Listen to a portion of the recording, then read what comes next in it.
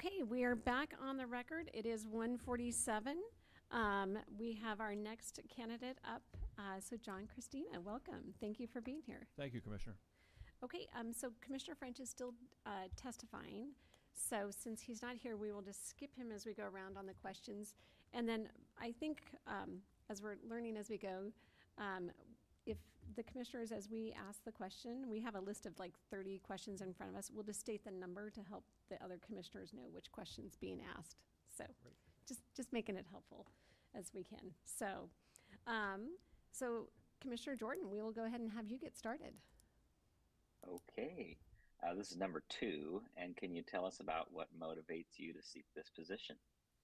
Yeah, thank you for the question, Commissioner. I think what motivates me is the fact that I've been the Chief Financial Officer of 4 different government agencies prior to coming to the county in 2015. And so I picked up a lot of different experiences, and I'd like to share those with the office. We've got a tremendous staff in there, but I think having a perspective from having done a similar job 4 times, I think I've got some experiences I would like to share and use in the office itself.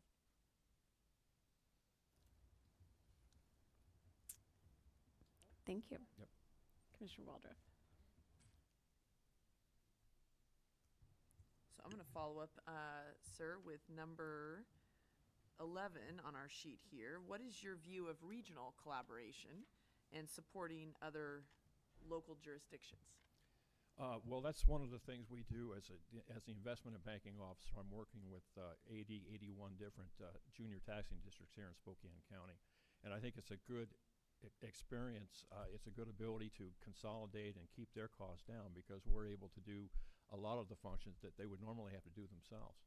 And so by us doing it, I think it reduces their cost and makes it a little bit easier for them to do their jobs. I think that's one big thing. Regionalization, outside the county, I think we see a lot of that. We see that with, like, for instance, the health district, the regional health district, and things like that. And I think it's really good to be able to share knowledge from these different agencies to get together and talk, just to make the overall decision process better. I'm going to ask question number 9. Could you describe your experience with financing and investments? Oh, sure. Thank you, Commissioner. I think my first experience with finance after college, I went to work for CPA firm, and I worked there for a while until the economy tanked, and then I learned about one important accounting procedure that's last in, first out.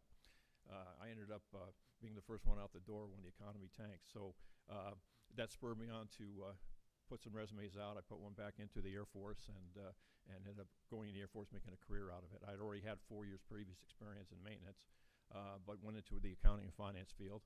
My first job was Deputy Accounting and Finance Officer, and primarily responsible for the paying and collecting function. Very similar to a teller operation, check writing operation. Back then we actually had physical checks. It was before direct deposit. And so we had, that was an interesting time to go through. And also I was chief of pay and travel, so we dealt with the military pay, civilian pay, and travel pay for our folks that are on, this is at Maxwell Air Force Base. From there, I kind of broadened out with my career doing other things, and came back to the career field later as accounting and finance officer and comptroller at Maelstrom Air Force Base, and did that for about a year and a half.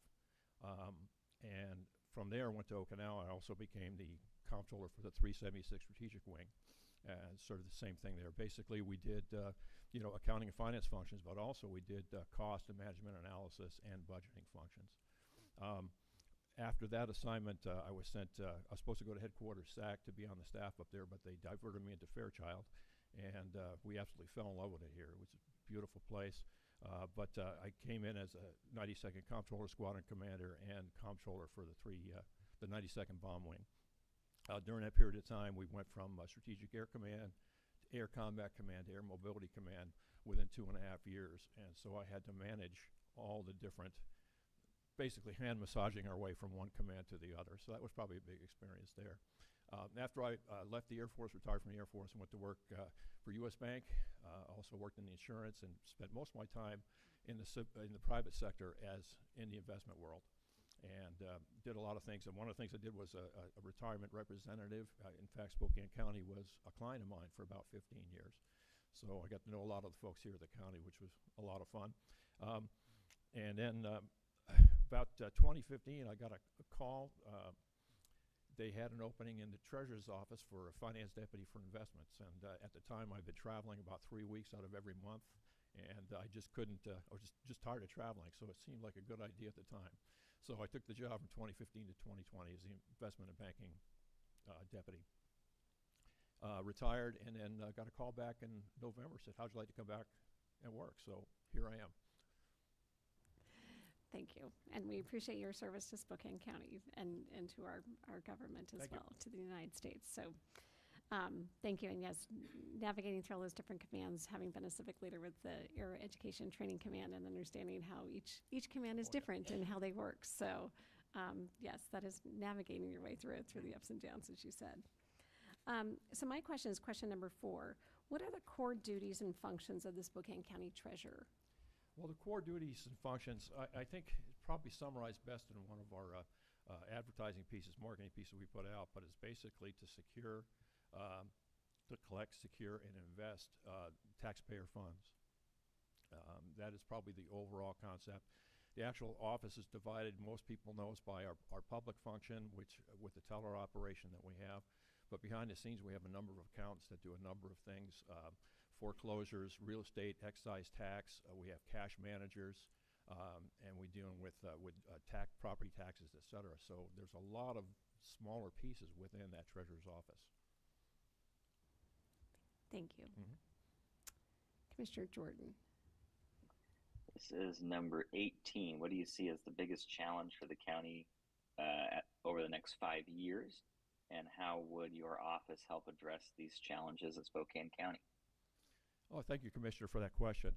I think the biggest challenge I see for the next 20 years for the county is just the number of people that are coming into the county. We're a lot of folks from the west side that are coming over from California. And I think that population increase is going to have a significant impact on the county, not just for social services, but also for infrastructure. And I'm hoping, I'm not sure I've been around long enough this time to see, but I'm sure we have some long-term plans for making sure that we're adequately prepared for the influx and having the infrastructure set up. Within the Treasurer's Office itself, I think one of the things we can do to help the county out in that particular situation is to make sure that we're doing the right thing for all the taxing districts that are out there, and making sure that we're adequate to take care of the customer service function that we have in the office. Thank you.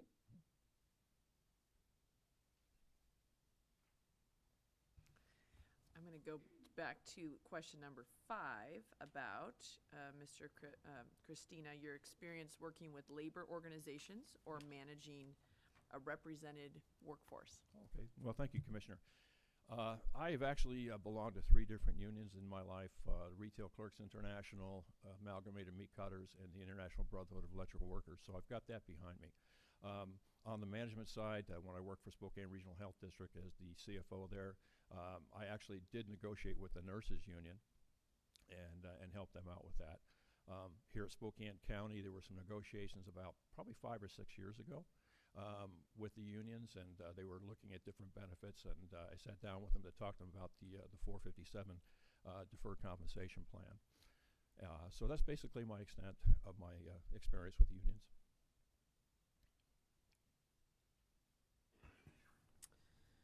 Mr. Christina, what do you consider your most important achievement of your lifetime? Oh, wow. Well, without question, I think it's Sorry. being successfully married. My wife and I have been married for 43 years this month. That has been something, I don't know how she does it, quite honestly, but it's been 43 years in the making. We're still going strong. I think the honeymoon's still going. We have a daughter who lives on the west side with her family. We have a granddaughter and one on the way. So that's probably the biggest thing, is just dealing with being a good father, a good husband, and just a good member of the community. Yeah, I think that's pretty much the biggest thing there. So I'm going to do question 14. How would your fellow coworkers describe you, and how would you describe your management style? I think my fellow coworkers would describe me as someone who is conscientious, knowledgeable, and friendly, helpful. In terms of management, I've had a lot of management experience. I would say it's an eclectic management style.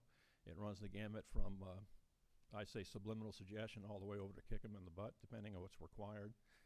Usually it's somewhere in the middle, and it's just dealing with people, working with issues, and just trying to solve the problems best we can. Okay, thank you. This is number 13. Can you describe the relationship between the city, county, and state governments as set forth in the state's constitution? Sure. Yes, the Washington State Constitution definitely lines out a sort of a federal or republic approach to how we're structured here in the state of Washington. We have the state, and underneath the state, we have counties and cities that are governing organizations in their own right, but they're also part of the state system. It's very similar to on the federal level, where we have checks and balances. There's executive positions, legislative positions, and judicial positions at the county level. Very, very similar to there are at the state. Thank you.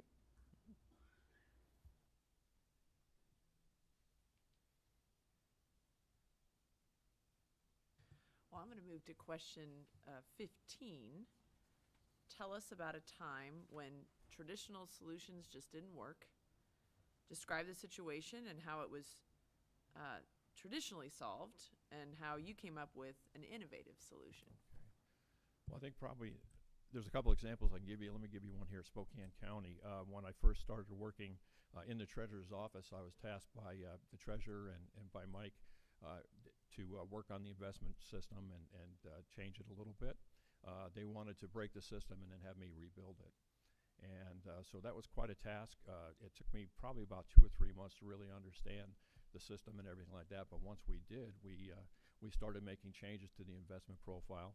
We began working with a third-party advisor, which was really good because the person before me was the licensed person. He purchased the investments. That meant with a third-party advisor, I didn't have to make the purchase of the investment, so I could give up my licenses. And the third-party advisors, what they do basically is they'll provide us 3 options. We'll take a look at the one that fits us the best, and we'll let them know what it is. They go out, they make the purchase. And so I think it's a lot smoother way. It's more transparent, and ultimately makes us more accountable to the people for what we're reporting. I think probably the other thing is that over the course of those 5 years, I revised the policies and procedures quite a bit. We came up with some checklists to make things easier for some of our more experienced people. Didn't have to follow detailed directions. They could just kind of go through a checklist. And over the course of those 5 years, I believe I had a total of 38 revisions in policies and procedures within the investment department.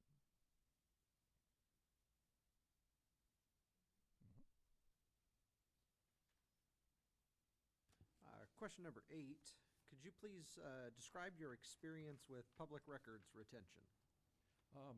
Good question, Commissioner. I think one of the things that my experience with it, and I've experienced it in all the different places I've worked, but here at the county, when we were upstairs, I'll never forget at the end of the year, one of my additional duties was taking the bankers' boxes and storing them up on a ladder up in our break room. And I think the big change I've seen so far is that we don't have to do that as much now that we're keeping things, in the cloud and in the computer system. So that's probably one of the biggest changes I've seen. I am familiar with the state requirements for the treasurer's office, and quite honestly, I haven't done that yet for 2024. We're going to try to get through the workday thing, and then we'll start working on staging as needed. Okay, and I'm going to do question 16. Share with us a specific accomplishment of yours in a previous leadership role that indicates you will thrive in this position. Okay. Let's see. I think a couple of them. When I was accounting and finance officer at Malmstrom Air Force Base, I had just finished up my tour in missile operations and came back into the career field. And the morale in the office was not too good. The quality of the building itself was not that good. It needed a lot of work. It was in disrepair. And so working with the folks in the office, we're able to make some changes to them to give them more responsibility, not to micromanage what they did, but to give them the option to make decisions. and hold them accountable to those decisions. Also, we did a lot of work on self-help and improving the quality of our office where we worked. And it was everything from putting in wallpaper to drywall. I didn't personally do that. That's not my skill set, but we had some folks in the office that could. Putting in new carpeting, et cetera, et cetera. The result being that after the course of about a year, that office was recognized as the best in Strategic Air Command, and then went on to become number 2 in the Air Force. So I'm very, very proud of that. I think it's a good achievement.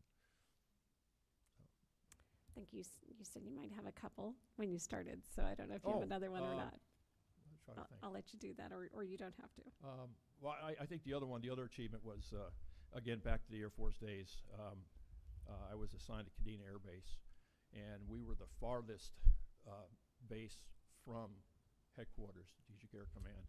And when Desert Storm kicked off, we were closest to the area of operations for our tankers that were on the West Coast. And at the time, the C-141 was being retired. C-5s were being overtaxed. The civilian reserve air fleet was being used quite a bit, but they still needed to get equipment to the area of operations. And so they wanted to use the West Coast ports in addition to the East Coast ports, and they created what they called the Air Bridge. And it was using basically KC-135 tankers to fly from the West Coast to Guam, to Diego Garcia, and then up to the Middle East. And since I was the furthest one out, I got tasked to become the logistics troubleshooter. We had some trouble with that. The first piece of trouble we had was at Guam, and we had some issues with the supply. And went in to do a meet and greet with the wing commander there, and kind of explained what I was doing there. And he says, this appears to be a SAC operation. I don't know how much PACAF's going to be involved, but good luck.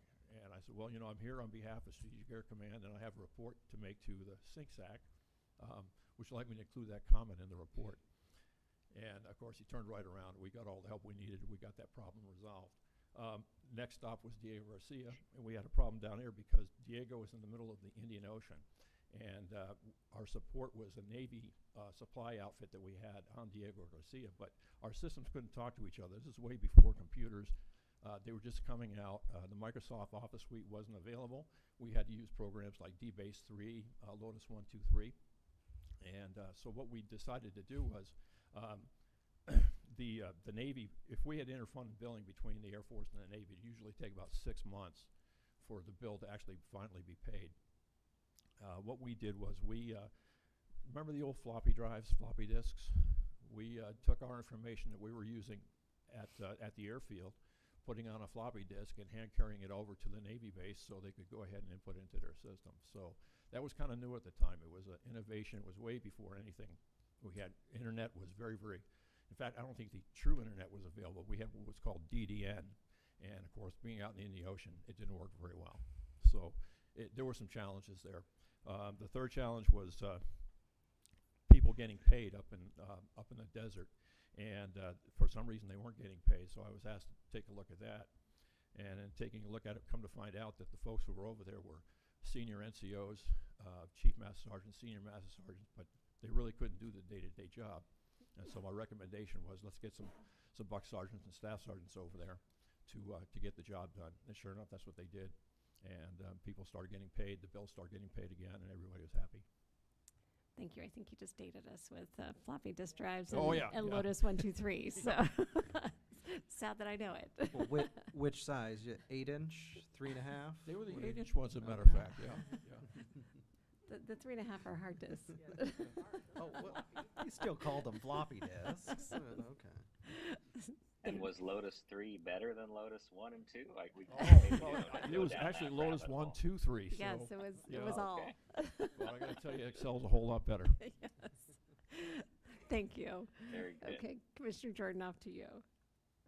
I don't think anyone's done 22, so I'll go with that. In this position, you'll be working closely with various elected officials. Can you describe your experience working with political figures or similar type occupations? Any challenges that you've experienced, and how do you manage and overcome them? Okay, great question. I've been very, very lucky that I've had the opportunity to work with most of the electeds here in Spokane County at one time or another. Haven't had the pleasure to work with you, Commissioner, or Commissioner Waldriff, but I know I've worked with Commissioner French, Commissioner Cooney, and Commissioner Kearns, and also with all the elected officials out there with the exception of Chief Knowles. I have not had a chance to work with Sheriff Knowles in an official capacity, but so all the electeds, I've worked with them. And luckily, I think I haven't really had any issues with dealing with any of them. If I did, I think it gets down to finding out points of agreement, working on those, and then working on where we disagree and see if we can't resolve that. If not, we agree to disagree. But my primary job in that particular case there, we're supporting the operations of Spokane County, and that means dealing with the electeds. And so whatever we can do to help them out, we'll do. Thank you.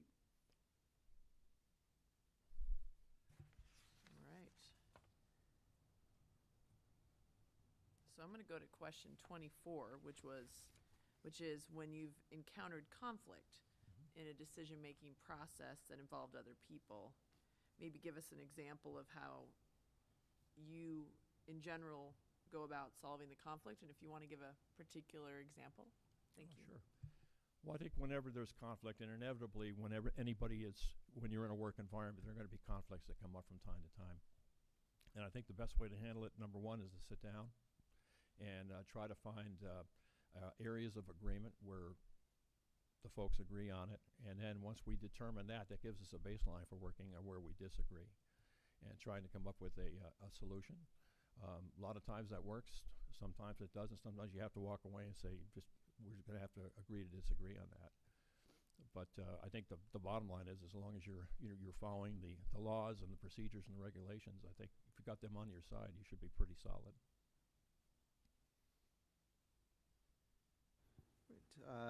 Question I'm going to ask is number 6, and it's if you are appointed Spokane County Treasurer, what would be your initial priorities, and can you give us an example of where the office can do better and how you would approach making that happen?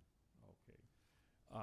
I think from what I've seen, coming back to the office, it's always different. There's new personnel in the office and everything like that, but I think just from my observations being here for a couple of months now, I think one of the things that we have to work on, and Mike mentioned earlier, is we need to have a succession plan.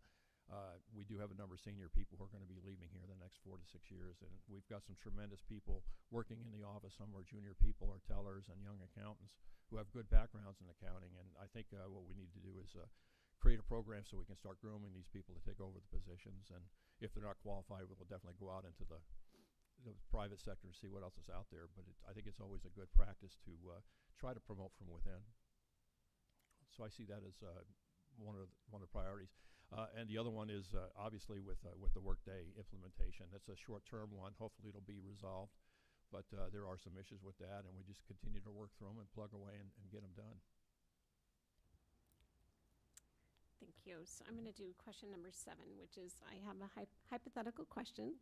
Let's say a friend contacts you about a newspaper article covering a current trial, pending potential litigation, or employment matter, and asks you for more details. How would you respond? Okay, great question. My next door neighbor is a lawyer, and we've talked about these things before. He says, if nothing else, just say, on advice of counsel, I cannot comment. I think that's a good way to go. I think Mike brought up a good example of the sign we had in the treasurer's office when Rob was in. It's just, you don't want to make any comments at all until it's resolved. The best thing you can do. Because I think we may have to have that sign in all of our offices as electeds.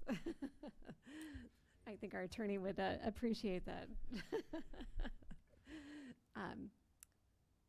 Let's see. Okay, Commissioner Jordan. Okay. What specific attributes do you believe make you a better candidate than the other 2 candidates? This is number 3. Okay. Well, I think we've got 3 very good candidates running for the position. I think my attribute, the one attribute I have, is that I've been in both the public sector and the private sector. And I think having that experience, not only within accounting and finance, but also in general leadership positions that I've been in, I think you get a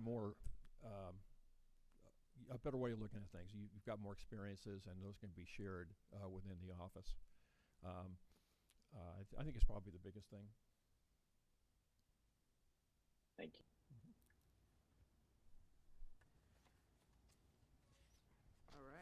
we're getting through a lot of questions here. So I was going to go to number 19, and this is about handling negative community feedback. Just maybe you can describe a situation when you were in a public meeting, how you had to handle potentially negative community feedback, and what were the political pressures involved in the situation.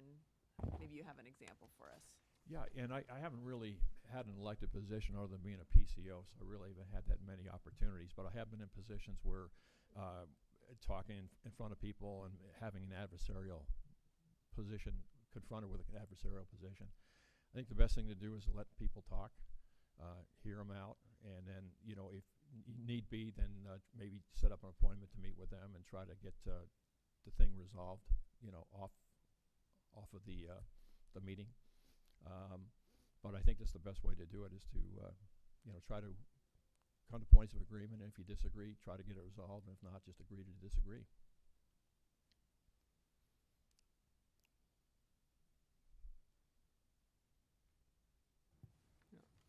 Okay, I'm going to go back to question 1 and just kind of put a different sort of spin on it. So let's say, not professionally, but personally, tell us about yourself.